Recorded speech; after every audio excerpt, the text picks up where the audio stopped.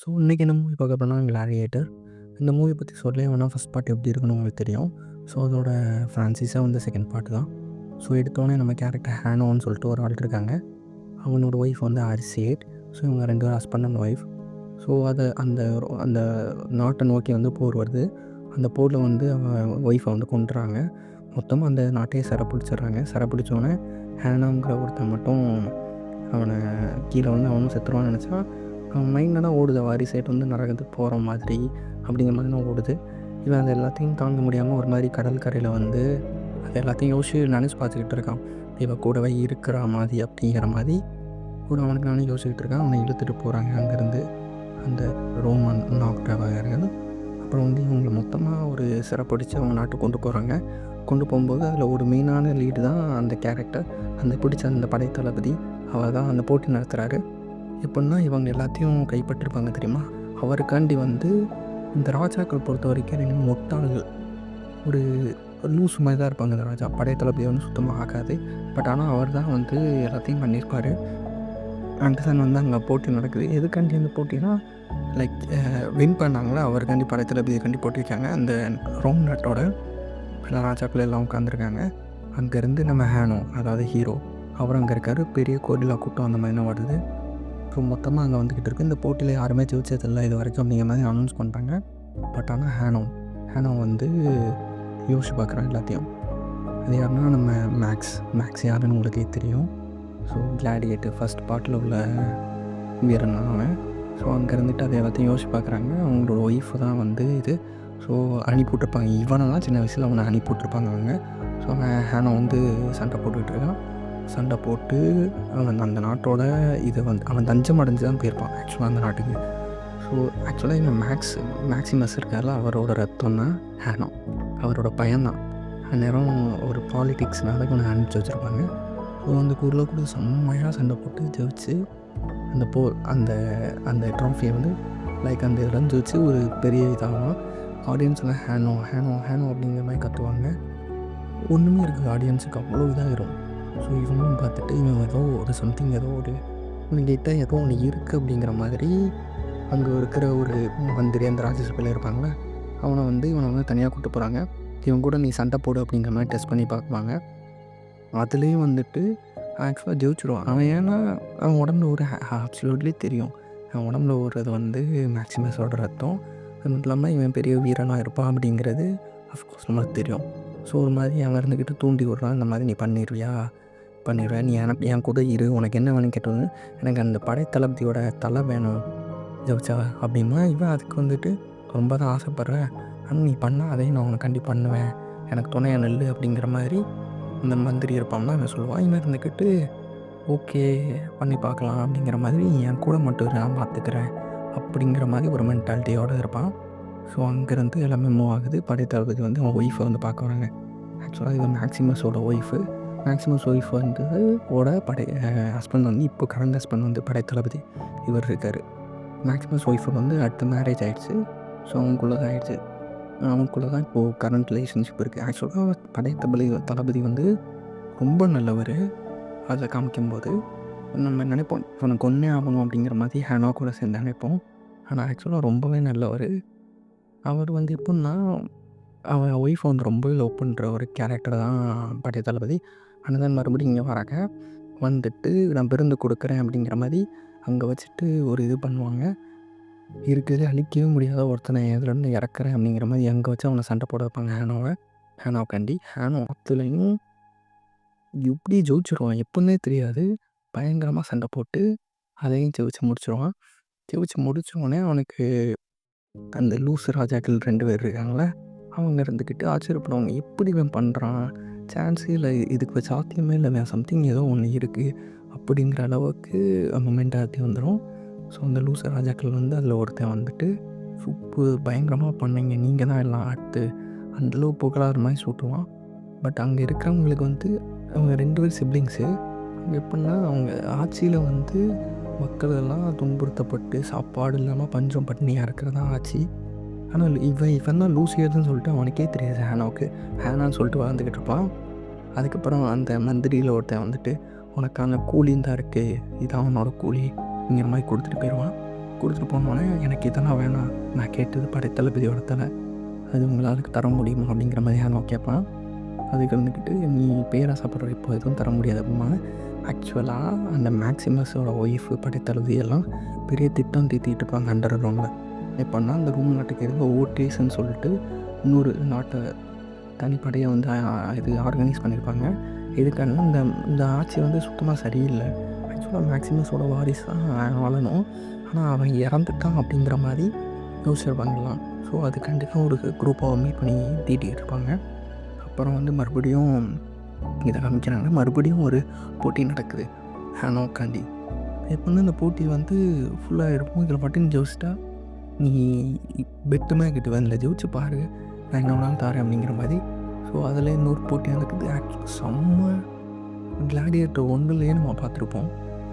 எப்பவுமே போட்டிக்கான ஒரு இது ஒரு மாதிரி கூஸ் பம்ப்ஸ் மொமெண்ட்ஸ் அந்த மாதிரி நிறையாவே இருக்கும் கிளாடியேட்டர் 2லேயும். எக்ஸாக்டாக ஒரு ஃப்ரான்ச்சைஸ்னால் அதில் எப்படி இருந்துச்சோ, எப்படி கூஸ் பம்ப்ஸோ கிட்டத்தட்ட அந்த மாதிரி ஒரு ஸ்டோரி லைன் தான் இதுவும்.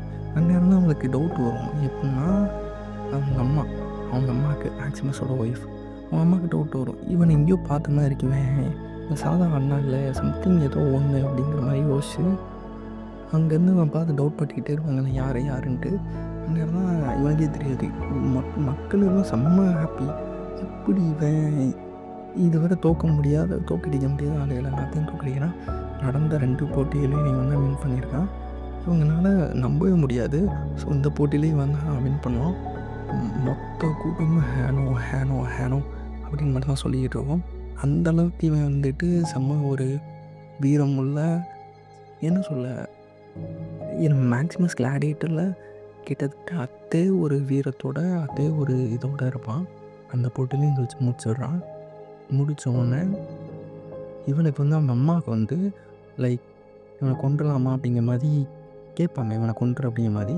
ஆனால் அவன் இங்கே இருந்துக்கிட்டு வந்துக்கிட்டு முடியாது, என்னால் சண்டையில் நான் ஒன்று சாகணும், இல்லை ஜெயிக்கணும் அப்படிங்கிற மாதிரி நான் கூட சண்டை போட்டே ஆவேன்னு சொல்லிட்டு அவனை போட்டு தள்ளிடுவான். இதில் போட்டு தள்ளினோடனே இவன் என்ன பண்ண தெரியாது, அந்த லூஸ் ராஜாக்களுக்கு வந்து அவன் ஒன்றுமே தெரியாது, அவன் போயிடுவாங்க. அண்ட் தான் வந்து அவங்க அம்மா இருந்துட்டு டவுட் வந்துன்னு சொன்னாங்களே, அவங்க அம்மா இருந்துட்டு வருவாங்க, வந்து பார்த்துட்டு எல்லாத்தையும் சொல்லுவாங்க. அங்கே ஒரு வசனம் சொல்லியிருப்பான். அந்த வசனம் வந்து லைக் விக்டரி இஸ் எவ்ரிதிங் அந்த மாதிரி ஒரு வசனம் சொல்லியிருப்பான். அந்த இது வந்து அவன் சின்ன வயசில் மேக்ஸிமஸ் கூட வந்து அவன் சொல்லிடுவான். அவன் வளர்ந்து அவங்க அம்மா அனுப்பிவிட்டாங்கல்ல லூசியஸை, அந்நேரம் வந்து அவனை சொல்லியிருப்பாங்க. இதே வசனத்தை எக்ஸாக்டாக சொல்லுவான். அதை வச்சு தான் அவங்க அம்மா வந்து கண்டுபிடிப்பாங்க, இது லூசியஸ் தான், மேக்ஸிமஸோட ரத்தம், அவனோட பையன்தான் அப்படிங்கிற மாதிரி அதை வச்சு தான் கண்டுபிடிப்பாங்க. கண்டுபிடிச்சவொன்னே மேக்ஸிமஸ் கடைசியாக சொன்ன வார்த்தை, நம்ம பையனை பார்த்துக்கோ அப்படிங்கிற மாதிரி தான். ஸோ ஒரு மாதிரி ஒரு மாதிரி டச்சிங்காக இருக்கும். நான் ஆக்சுவலாக பார்த்தது வந்து கிளாடியேட்டர் 1 பார்த்துட்டு அண்டு தான் அப்படியே இதை கன்யூஸாக பார்த்தேன். அந்த மொமெண்ட்ஸ்னால் அப்படி ஒரு மாதிரி கண்ணு முன்னாடி வந்து நின்றுச்சு. அவங்க அம்மா கன்ஃபார்மாக பண்ணிடுவாங்க, இது வந்து நம்ம சின்ன வயசில் அனுப்பிவிட்ட பையன் லூசியஸ் தான், அவன் தான் இங்கே வந்து வளர்ந்து வந்திருக்கான், அவன் சேஃப்டிக்கான்ட்டு அனுப்பிவிட்ருப்பாங்க. ஸோ நைட்டு தெரியாமல் தாம பார்க்கணும் அப்படிங்கிற மாதிரி நினைப்பாங்க. நைட்டு வந்து கேட்பாங்க, நீங்கள் எதுக்கு இப்போ வந்தீங்க அரசி அப்படிங்கிற மாதிரி. ஆனால் வந்து யாருனே தெரியாது கேட்பான். அவன் இருந்துக்கிட்டு இவன் லூசியஸ், அவங்க அம்மா இருந்துக்கிட்டு சொல்லுவாங்க, நீ தான் லூசியஸ், நீ தான் அடுத்து எல்லாம் வந்து நீங்கள் எதுவும் உளறிக்கிட்டு இருக்காங்க, நீங்கள் யாரோ நினச்சி என்கிட்ட பேசிக்கிட்டு இருக்கீங்க அப்படிங்கிற மாதிரி அவனை சொல்லி கத்த ஆரம்பிச்சிருவாங்க அவங்ககிட்டயே. நீங்கள் இத்தனை வருஷம்லாம் நான் என் பேர் யாருன்னே தெரியாது, எனக்குன்னு ஒரு அடையாளம், நீங்கள் எதாவது ஒன்று பண்ணாத்திக்கிட்டு இருக்காதீங்க அப்படிங்கிற ஒரு டோனில் வந்து அவங்ககிட்ட பேசிடுவான். கத்திடுவான். நைட்டு தெரியாமல் தானே பேசுவாங்க. கத்தணுன்னு அவனை உடனே கூப்பிட்டு போயிடுவாங்க.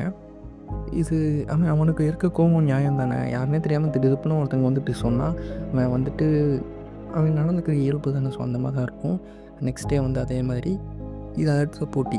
இது இந்த கிளாடியேட்டர் ஃபுல்லாக ஒரு போட்டியை வச்சு தான் இருக்கும். அண்ட் இந்த தண்டனை கொடுத்துருவாங்க, இன்றைக்கி நீ ஃபுல்லாக ஓட்டுற எல்லாத்தையும் அப்படிங்கிற மாதிரி இந்த போட்டியில் வந்து கொடுத்துருவாங்க. தண்டனை கொடுத்தோடனே நெக்ஸ்ட் போட்டி ஆகுது. நெக்ஸ்ட் போட்டி எப்படின்னா கப்பல் வச்சு ஒரு ஃபுல்லாக அந்த ஸ்டேடியம் இருக்குல்ல, அது ஃபுல்லாக ஒரு ஓசன் செட்டப் மாதிரி ஃபுல்லாக தண்ணியை வச்சு நிரப்பி வச்சுருப்பாங்க. அதுக்குள்ளே வந்து 2 கப்பலை வச்சு சண்டை போடுற மாதிரி. அப்சல்யூட்லி அதுலேயும் நம்ம ஹேனோ, அதாவது லூசியஸ், அவன் தான் கேட்பான். ஆக்சுவலாக அவன் வந்து அங்கேருந்து குறி வச்ச அம்பு வந்து படைத்தளபதிக்காண்டி வச்சது அங்கேருந்து. ஸோ அதெல்லாம் நோட் பண்ணிடுவாங்க. இவனுக்கும் டவுட் வந்துடும், அந்த மந்திரியாக இருக்காங்க, முக்கியமான பொசிஷன் தான், அவனுக்கும் வந்து டவுட் வந்துடும். ஓகே, இவன் வந்து சம்திங் ஏதோ ஒன்று, இவனை நார்மலாக ஆளுலாம் கிடையாது, சாதாரண ஆள், கிடையாதுனோடனே நைட்டு மறுபடியும் அந்த கூட்டத்தை கூட்டுவாங்க. கூட்டத்தை கூட்டினோடனே அவன் ஒய்ஃபை போய் மறுபடியும் மீட் பண்ணுவான். அந்நேரம் தான் சொல்லுவான், என்னோடய பையன் இன்னும் உயிரோட இருக்கான், அவன் இன்னும் சாகலை, ஸோ அவனை இங்கே தான் பார்த்துக்கணும், அவனை எப்படியா காப்பாற்றுங்க, இங்கே விட்டு அவனை சாகடிச்சிருவாங்க, தயவு செஞ்சு அவனை காப்பாற்றுங்க அப்படிங்கிற மாதிரி படைத்தளபதி பேசுவான். அவன் இருந்துக்கிட்டு நம்ம என்ன சொல்கிற நம்பவே முடியலங்கிற மாதிரி ஒரு இதில் யோசிப்பாங்க. அதை ஒட்டி கேட்டு போயிட்டு ஒரு ஆள் வந்து எல்லாத்தையும் சொல்லியிருப்பாங்க. அதை வந்து மந்திரி வந்து ஒட்டி கட்டி அவனுக்கு ஆக்சுவலாக வெட்டு கட்டி தோற்றுருப்பான். நீ இதை என்கிட்ட அந்த மேட்ரை சொல்லு, வேறு எதுவும் சொல்ல வந்தோடனே அவனுக்கு தெரிஞ்சோடனே மொத்தமாக அவனை காப்பாற்ற போகலான்னு சொல்லிட்டு ஆனால் அங்கேருந்து வெளில எடுக்கலாம் போவாங்க. இவனை சிறை பிடிச்சி இது கூப்பிட்டு போயிடுவாங்க கோட்டைக்கு. அந்த 2 லூஸ் ராஜாக்கள் இருக்காங்களா, அவங்ககிட்ட வந்துட்டு ரோம்கிட்ட அஜய் அவங்ககிட்ட போயிட்டு, நீ இப்படி பண்ணுவேன்னு நினச்சி பார்க்கல, இது ரொம்ப ஒரு மாதிரி இது நினச்சே பார்க்கல, இதுக்கு தகுந்த மாதிரி தண்டனை என்ன கொடுக்குன்னு தெரில. நம்மளும் இவன் நக்கலாக பேசுவான், உங்கள்கிட்ட நான் அடிமையாக இருக்கிறத விட நான் இஷ்டத்துக்கு உங்கள் லூஸுங்கிட்ட அடிமையாக இருக்கல, நான் இஷ்டத்துக்கு என்ன வேணாலும் பண்ணிட்டு போயிடுவேன் அப்படின்னா வந்துக்கிட்டு இது முறையில் நம்ம வேறு எதாவது பண்ணலாம் அப்படிங்கிற மாதிரி சொல்லுவாங்க. ஹேனோ கூட ஒரு ஃப்ரெண்டு மாதிரி அந்த ஜெயிலில் கிளாடியேட்டர் இருப்பாங்க. இவனும் ஒரு கிளாடியேட்டரில் ரிலீஸ் ஆன ஒரு கிளாடியேட்டர் இருப்பாருங்க. இவங்க கூட ஒரு மாதிரி க்ளோஸ் ஆகிடுவாங்க. க்ளோஸ் ஆகிட்டு அங்கேயே அந்த பேர் மட்டும் அழிஞ்சிருக்கு அப்படிங்கிற மாதிரி சோதல் கேட்பாங்க. ஸோ அதுதான் மேக்ஸிமஸ், ஒன்று மாதிரி ஒரு ஆள் தான், அவர் தான் இதுன்னு அங்கே போட்டு போய் காமிப்பாங்க. மேக்ஸிமஸ்னால் யார், அவன் சமாதி ஆக்சுவலாக இந்த மாதிரி கிளாடியேட்டர் வந்து பெருசாக ராஜாக்களை வந்து இப்படி தான் இது பண்ணி வச்சுருப்பாங்கன்னு சொல்லிட்டு அவங்க அப்பா அதாவது யூஸ் பண்ண அந்த சீல்டு வால் எல்லாமே வச்சுருப்பாங்க. அதை பார்த்தோன்னே எனக்கு ஒரு நேரம் நெக்ஸ்ட் டே வந்து மறுபடியும் ஃபைட் நடக்குது. யாரு கூடனா பணத்தில் எப்படி நம்பிக்கை ராஜ துரோகம் பண்ணியிருப்பாங்களே, அதனால் அவனை வந்து இறக்கி விட்டு ஹேனோக்கு, அதாவது அவங்க அம்மாவோட செகண்ட் ஹஸ்பண்டுக்கும் ஹேனோவில் லூசியஸ், அதாவது அவங்களுக்கும் சண்டை. இப்போது ஸோ எப்படி இருக்குன்னு பார்த்துக்கோங்க. அந்த இதில் வந்து நமக்கு என்ன பண்ணனே தெரியாது ஆக்சுவலாக. ஸோ இவன் எல்லாத்தையும் எப்பயும் போல் அந்த ஹேனோ கோச்சை பண்ணியிருப்பாங்க. ஃபஸ்ட்டு ரவுண்டில் வந்து ஜெயிச்சுவான். அடுத்து வந்து அனௌன்ஸ் பண்ணுவாங்க, இது வரைக்கும் 3 போட்டிகளை ஜெயிச்ச இந்த ஹேனோக்கும் படை தளபதிக்கும் தான் இப்போ சண்டை அனௌன்ஸ் பண்ணிடுவாங்க. அவனும் வருவான். இந்த மொமெண்ட்க்கு வெயிட் பண்ண மாதிரி சண்டை போடுவான். அவனை அடித்து கொல்ல பார்ப்பான். அந்நேரம் தான் அந்த படை தளபதியும் உண்மையை சொல்லுவாங்க, நீயும் எனக்கு பையன்தான், உங்கள் அம்மா தான் அங்கே உட்காந்துருக்குது, என் மன்னிச்செடுப்புலாம் வேணாம் அப்படின்னா பண்ணாதன்னு ஹேனோக்கு வந்து அப்போ தான் நம்பிக்கை வரும். ஓகே அப்படின்னோடனே நானும் எவ்வளோ கொல்ல மாட்டேன்னு சொல்லிட்டு வாழை ஊனி வச்சுட்டு அங்கேருந்து அவனை அந்த மாதிரி கேட்பாங்க. நானும் இவனை கொல்ல மாட்டேன்னா இவனும் கொல்ல மாட்டேன், ஆனால் இருப்பான். அப்போ அவன் ட்ரஸ்ட் பண்ணிடுவான். ஓகே, அப்போ வந்து நம்ம மேக்ஸிமஸோட பையன் தான் சொல்லிட்டு அவனே அந்த டயத்தில் தான் நம்ப ஆரம்பித்து அங்கே இருந்துட்டு அவன்கிட்ட சொல்லுவான். எல்லாத்தையும் சொன்னோடனே அவன் கொல்லு அப்படிமா, ஆனால் அவன் கொல்ல மாட்டானே. அங்கேருந்து அந்த சுற்றி இருப்பாங்கன்னா அங்கே வீரர்களை விட்டு அம்பை வச்சு படை தளபதியை கொன்றுவாங்க. அங்கேருந்து கொன்னோடனே ஹேனோவுக்கு வந்து என்ன பண்ணுன்னு தெரியாது. அவங்க அம்மா வந்து சிறை பிடிச்சி வச்சுருக்காங்க. அங்கே படை தளபதியும் செத்துட்டாங்க. அந்த ப்ரீவியஸாக அந்த ஓட்டேஸ் அப்படி சொல்லிட்டு ஒரு நாட்டிலேருந்து அவங்க சேகரித்த போருக்கு ரெடி பண்ண அந்த கப்பல் தான் வெயிட் பண்ணுது. அது எல்லாம் அந்த பிளான் எல்லாம் நாசமாக போச்சு அப்படிங்கிற மாதிரி இருப்பாங்க. அந்த நேரம் தான் ஹேனோ வந்து இதில் பேசுவான், இங்கே நடக்கிறது நியாயம் நினைக்கிங்களா, உங்களையும் மக்கள் தூண்டிடுவான், உங்களே ஒரு நாள் நம்ம கொல்லுவாங்க, படை தளபதிக்கு எந்த நிலமைனா உங்களுக்கு என்ன நிலமை ஆகும் அப்படிங்கிற மாதிரி சொன்னோன்னே மக்கள் தான் கொந்தளிக்க ஆரம்பிச்சிருவாங்க. டவுன் ராஜா அவங்க வேணாம் இவங்களை இந்த இதை அப்படி வரட்டுங்க, அந்த மாதிரி கலவரமே நடக்கும் அந்த ரோம் நாட்டுக்குள்ளே. ஸோ இதை தான் நல்ல சான்ஸ்னு சொல்லிட்டு இவன் அவனுக்கு விசுவாசமான அந்த மந்திரி அவன் வந்து இதை யூஸ் பண்ணிட்டு அந்த 2 லூஸ் ராஜாக்கிட்டையும் ஏற்றி விடுவான், இப்போலாம் பண்ணக்கூடாது அப்படி இப்படின்ட்டு. ஸோ அதில் 2 ராஜா இருப்பாங்க. ஒரு ராஜா கிட்டே போயிட்டு லூஸமாக இருப்பான், அந்த ஊசை பேற்றி விட்டு உங்கள் அண்ணன் உனக்கு எதிராக சதி பண்ண பார்க்குறான், உன்னை கொல்ல பார்க்குறான் அப்படி அப்படிங்கிற மாதிரி இன்னொரு சிப்ளிங்கிட்ட போய் சொன்னோடனே அந்த சிப்ளிங் இருந்துக்கிட்டு அவன் அண்ணன் அவனையே கொல்ல பார்ப்பான். ஸோ கத்தியை வச்சு அவங்க அண்ணனே அவன் கொன்றுவான். கொல்ல பார்ப்பான். அண்ணன் இருந்துக்கிட்டு வேணுமே இவன்கிட்ட நல்ல மாதிரி பேசி அவனை கொன்றுவான் அந்த இடத்துல. ஸோ கொன்னோடனே அங்கே தான் ட்விஸ்ட்டே ஆரம்பிக்குது. அவன் லூஸ் ராஜா இவன் ஒரு பப்பட் மாதிரி பிஹேவ் பண்ணுவான். ஸோ இனிமேல் அவன் மந்திரி தான் அந்த இடத்துல ராஜாவாக இருப்பான். லைக் அவன் ஒரு லூஸு, இவன் தான் முக்கியமான பொறுப்பில் இருக்கான், ஸோ இவன் தானே இருப்பான் அப்படிங்கிற மாதிரி ஒரு இது. அண்டு தான் அவங்க அம்மா வராங்க, மறுபடியும் பார்க்குறாங்க, இது வீரருக்கான மோதிரம், உங்கள் அப்பா உங்கள் தாத்தா கிட்டே இருந்தது, இது உன்கிட்ட தான் எடுத்து சேரணும் அப்படிங்கிற அவன்கிட்ட கொடுப்பான். இந்த மோதிரத்தை திரும்பி பார்க்கும்போது மேக்ஸிமஸ் அவங்க தாத்தா பேர் இது எல்லாமே இருக்கும். ஸோ அந்த நேரம் தான் அந்த போரை பற்றி சொல்லுவாங்க. படை தளபதி வந்து இந்த மாதிரி வச்சுருந்தாங்க, கடல் நிறையா அந்த மாதிரி போர்லாம் செட் பண்ணி வச்சுருந்தாங்க, நம்ம ஆள் என்ன வெயிட் பண்ணுறாங்க அப்படிங்கிற மாதிரி. ஸோ அடுத்த மன்னர் அறிவிக்கிறதுக்காண்டி டக்ளஸ்ன்னு சொல்லிட்டு குரங்கை வந்து இன்னொரு மந்திரி பொசிஷன் வைப்பான். அவனை இன்னொரு அடுத்த மந்திரி பொசிஷன் முக்கியமான இடத்துல வந்து நம்ம மந்திரி இருப்பாங்கள அவனையும் வச்சு இதை அடுத்த இதுனோடனே இவன் போயிடுவான். குரங்கு வந்து ஒரு இம்பார்ட்டண்டான பொசிஷன் வைக்கிறான்னா அப்போ எவ்வளோ பேர் லூஸாக முட்டாளாக இருக்கணும்னு யோசிச்சு பார்த்துக்கோங்க. அப்படிங்கிற மாதிரி ஒரு கேரக்டர் தான். அவன் ஒத்துக்கட்டி பாருங்க, நான் அந்த ராஜா தலையை வச்சுருக்கேன்னு சொல்லிட்டு இன்னொருத்தன் தலையை எடுத்துகிட்டு வந்து அங்கேருந்து வைப்பான். ஸோ இந்த மாதிரி வச்சோன்னா பயந்துட்டு நான் உங்களுக்கு எல்லாத்துக்கும் ஒத்துழைக்கிறேன் ப்ளீஸ் என்ன நான் சொல்கிறேன் பயந்துருவானு. அங்கே இருக்கிற மிச்சம் எல்லாருமே பயந்துட்டு போயிட்டு இவன் வந்து இவனே ஒரு சைக்கோமாக தான் இருப்பான். எனக்கு வந்து கிடச்சா போதும் ராஜா பதவியில் இவன்கிட்ட போய் பேசுவான்.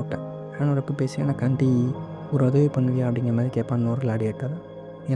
எனக்காண்டி அந்த வெளியே படை நான் வெயிட் பண்ணுவாங்களா அவங்கக்கிட்ட போயிட்டு உயிரோடு இருக்கேன்னு சொல்லு, படையை கிளம்பி வர சொல்லு அப்படிமா. யாருன்னு கேட்டால் நான் யாருன்னு சொல்லாமல் லூசியஸ்ன்னு சொல்லு, தி கிரேட் மேக்ஸிமஸோட சன் லூசியஸ்ன்னு சொல்லு அப்படின்னு சொல்லிட்டு மோதிரத்தை கொடுப்பான். கொடுத்து விட்டோன்னே அவன் அங்கேருந்து தப்பிச்சு போவான். நைட்டாக தப்பிச்சு போவான். ஹேனோவை கொல்றதுக்கு 2 பிளான் போட்டிருப்பாங்க இவன் ஆக்சுவலாக.